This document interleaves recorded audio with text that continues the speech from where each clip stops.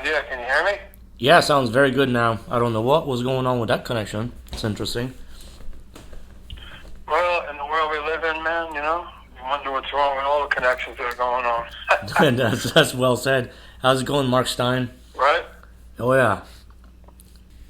Jason, how you doing, man? Jason Saulnier, how's it going in the land of rock and roll? You guys are doing something again, and we're gonna miss Tim Bogert, obviously, but I'm really happy to hear this Yeah. product. Sounds good. Oh, good. You heard the release? Heard the single. Yeah, right. Stopping the Name of Love. Yeah, pretty Yeah. cool. Yeah, people are digging it. So I'm right out of the box. So, yeah, man. We're still doing our thing. How was it going? And that was the last. Go ahead. That was like the last recording with Tim. I mean, how was? Do you guys know it was gonna be the last? Yeah, we knew because we actually cut the track in November of 19, and then there was all these delays, and then the pandemic hit, which just screwed everything up for like 2 years. Mm-hmm. The whole business, everything was blown out, and when we finally got it back together, Carmine was out in LA, and he wanted to get Tim if he was able, because he was very sick. But Tim, his lady said, you know what, it's making him happy to try and play on something, even though he knows it's probably the last thing. And so Jurgen, the bass player in a band called Government Mule, is a friend of Carmine's, and they set up a thing for his studio out in LA, and Tim was able to get there. And then we had the file sent over, and Tim laid down, the bass track on there. So, in essence, this is the last track that all four original members are on.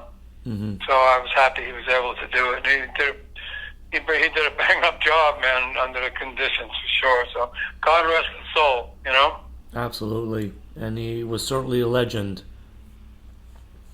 Oh, yeah, he was, it was Tim Bogert and Jack Bruce and Thunderfingers, John Entwistle. Those were the three monster players from the that late '60s, '70s era. Right.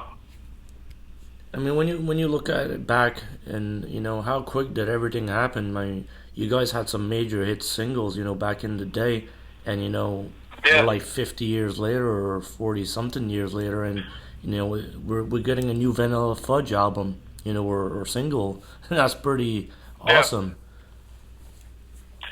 Yeah, it is awesome. I mean, the band, I don't know how or why it's, it is. It's like it's over a half a century later, and we seem to have this infinite chemistry, as it were. So when we get back together, man, we just rock, and we pull the best out of each other musically and emotionally too, I guess. And we just keep happening. We got a bunch of dates coming up, at the end of this month and into the fall, and we're just hoping, that the pandemic out there doesn't get in the way of everything, because it's really been difficult, Right. not only for us but everybody in rock and roll and in the entertainment industry. But here we are in 2021, and we're still rocking, so that's a good thing. And Mark, have you been doing anything, let's say with gigs yourself, any way or anyhow, in the pandemic?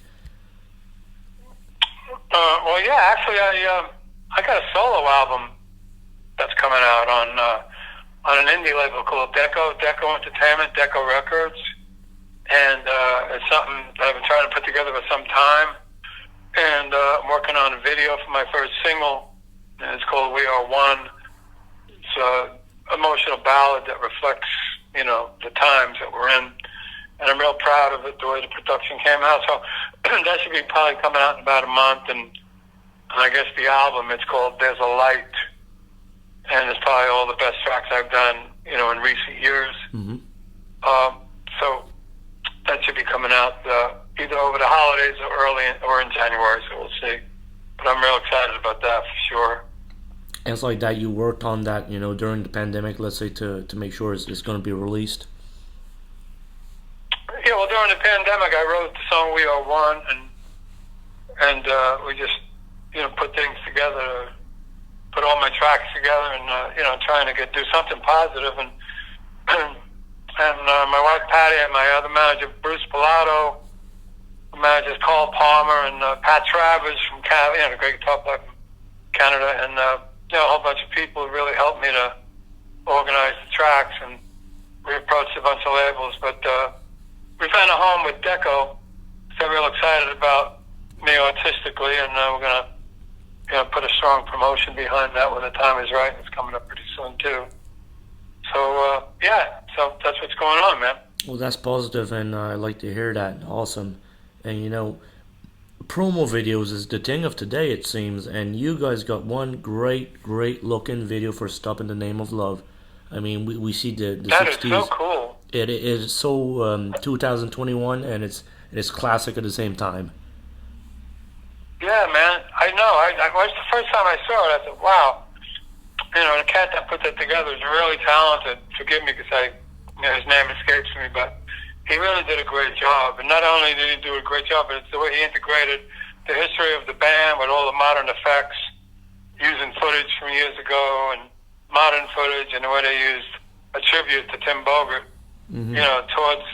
geared it towards, and in the end it was very touching and really powerful and emotional. So I'm really happy about that video.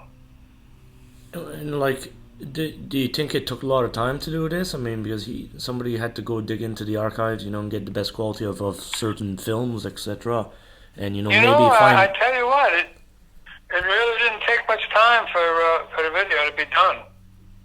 We just had to do certain things individually and send certain files to the company, and they probably did this in a week's time, because the dude's really talented. Well, very good work then. If it only took a week, let's just put it like that. It's awesome. Yeah, I agree. And Mark, let's say, for taking another Supremes classic and making it yours again, "Stop in the Name of Love." Whose idea was it to take this song now this time? Because we got "You Keep Me Hanging On." That just is great. Also, our manager out in L.A., Tom Vitorino, who also manages the Cult, and Robbie Krieger and the Doors, all those great folks, and great talented people. He been working with us on and off for over the years, and he always wanted us to do more Supreme songs, because he thought that's our forte, when it comes to rearranging songs. So this idea hit me to do "Stop in the Name of Love," and I came up with this template and put this basic arrangement together for the band. And while we were on tour back in fall of 2019, we went into a studio in New Jersey, and we started putting the track down. But then again, there was a bunch of delays, and the pandemic hit, and it's kind of like, Carmine really did a great job pulling the tracks and putting a new drum track on it, because there was a lot of leakage on the original track. So with his home drum studio, he got rid of the leakage and put drums on, which was really cool. And I think it was Pat Reagan, who's a really talented producer and mixer out in L.A., got a hold of it, and they worked together, and I helped, tweak things and put things together. And it's funny because a lot of keyboard parts were left out that I wanted in there. A lot of symphonic stuff that got lost with all the, there was so many tracks that was going on and so much stuff going on. It was crazy. But what they managed to salvage out of this thing is pretty amazing. Because when you listen to the track the way it's done, I watched that video, I gotta say, man, it came out really, really cool, Let's say, going in on tour, let's say in October and November, how much equipment do you bring, on stage yourself, like to make a show? Is it like all the original equipment of the day? Yeah, well, back in the old days, we used to carry all that crazy stuff, the Hammond B3 organ and everything on cargo planes and all. Right. Today, the promoter, they hire a backline company.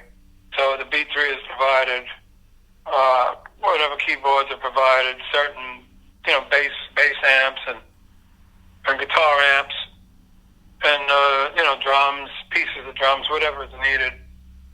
So it sure makes touring a heck of a lot easier and more economical doing it in this fashion, you know. Because there's a lot of keyboard players today. Also, they bring their little laptop and all their stuff is set on it, and just wondering on your situation. No, I'm an old school cat, man. I just need my Hammond B3 and I just need my my Korg Cross synth, which I get a lot of great sounds out of, and some other Korg stuff, and they provide it, and I'm good. And then I usually get a rolling digital piano, so it's all part of the back line. So I'm not a computer cat, I'm an old school cat, but it works for me. So that's where that's at. and if it makes life easier, that's awesome as well, because the people do it for you. Oh yeah, for sure. That's great. Yeah. But what's really cool about the computer, when the sound guy, we get a sound check and the guy's doing the monitors. Most of the time he does everything on a little laptop, and he adjusts all the EQs and the volumes as he's walking around on a laptop. Right. And that to me is always so amazing. He does that and it comes out almost perfect every time that way. So that's technology at its best, Do you find that technology is going further and further, and is going to start sounding like the real deal, like the real, let's say, Hammond in the future, and certain amps like Marshalls and stuff? Well, some of the modern cats, they love the technology and they do it well. Some amazing keyboard players, the Jordan Rudises of the world, and cats like that. But for old school cats like me, I just like the traditional gear because that's what I'm comfortable with, and that's what I do my art on, Right. Mark, what are you thinking, like Spotify and like that? Because all the kids of today, ain't gonna really go buy out a CD or a record. They just gonna stream it. What's your take on that? That's the way of today. You got all your digital platforms, and everybody listens to music that way, and you're just hopeful that you come up with some kind of a hit record, which would mean probably 1 million streams, because they only pay like 0.006 cents on one stream or something. So you really have to get a multitude of streams to really earn anything substantial, But you got your iTunes, you got your Spotify, you got your Apple, you got all that stuff. So I still don't understand how it all really works, and I'm well into my 70s, so it's fine for the modern era. But for me, again, I'm comfortable in my old school ways, Absolutely, and you have to be comfortable. That's the meaning of life, and just have good time, I guess. So, where do you see the future of Vanilla Fudge going? Maybe making more music in the future as well. Well, the future is here. The future is here. We did Stop in the Name of Love. That was something that came out, that was when we did it in 19, and the future came, and it finally was released somehow. There may be, in the future, there might be an EP, Okay. We might do a handful of more tracks over the next year, and we'll see how that plays out, and we'll see what the market bears, and we'll see what it wants, So. Well, so glad to talk to you, and I'm so happy that we get to hear something new of Vanilla Fudge. It's awesome, and just keep the spirit alive, Mark. Well, thank you, dude. And I really appreciate it, and I know it was only released 2 days ago, and it's getting a very strong response out of the box. So we'll see how far it goes and see how far it takes us. So when we start rehearsing in about 3 weeks, we'll be adding that to our show. So that should be interesting. But awesome. I think it's going to be fun, for sure. Excellent stuff. Well, I hope you have a great tour and everything goes well for you. All right, my man. I appreciate your time, and stay well, you and your family and all your friends. You as well, Mark. You have a pleasant week. All right, buddy. Take care. See you. Bye.